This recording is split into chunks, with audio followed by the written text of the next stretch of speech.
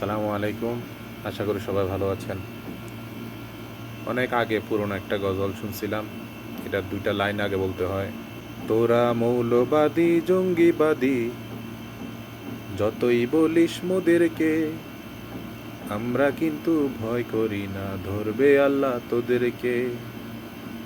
আমরা কিন্তু ভয় করি না, ধরবে আল্লাহ তোদেরকে।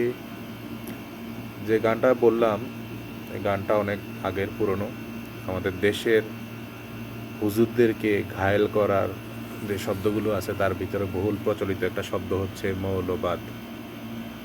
মৌলবাদ বলতে কি বোঝানো হয়েছে যদি জিজ্ঞেস করা হয়, আমার মনে হয় না কোনো যুক্তিসঙ্গত উত্তর দিতে পারবে। যুক্তিসঙ্গত উত্তর একটাই, যে কোরআন এবং হাদিসে ইসলামী শাসনের যে আয়াত এবং হাদিস আছে এগুলো মানি না। অর্থাৎ এই কোরআন হাদিসে রাষ্ট্র চালানোর যে হাদিসগুলো আছে এগুলো আমরা মানি না। কোনো হুজুর যদি এটা মানে, ওই হুজুরকে আমরা মৌলবাদ বলবো। এইটাই হচ্ছে যুক্তি, আমার মনে হয় আর কি, অন্য কোনো যুক্তি না। এখন আমাদের বড় সমস্যা কি?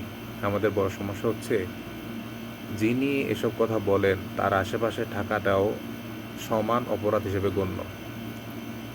একটা মাসালা আপনার যে হুজুরকে ভালো লাগে ওই হুজুর কাছে জিজ্ঞেস করবেন। কোনো মানুষ যদি ইসলামের কোনো বিধিবিধান না মানে তাহলে গুনাহগার হয়।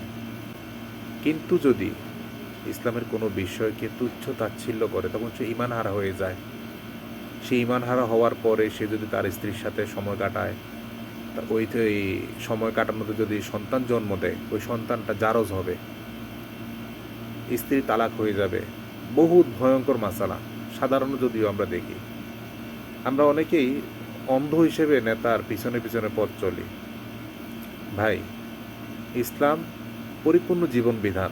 একটা মানুষ পৃথিবীতে চলতে যত রকমের প্রয়োজন তার আছে, যত কিছুর প্রয়োজন আছে, সব কিছুই ইসলামে সুন্দরভাবে সাজানো আছে। এটাকে যদি তুচ্ছ তাচ্ছিল্য করেন তাহলে আপনি ঈমান হারা হয়ে যাবেন। সুতরাং কথা বলার সময় সাবধান।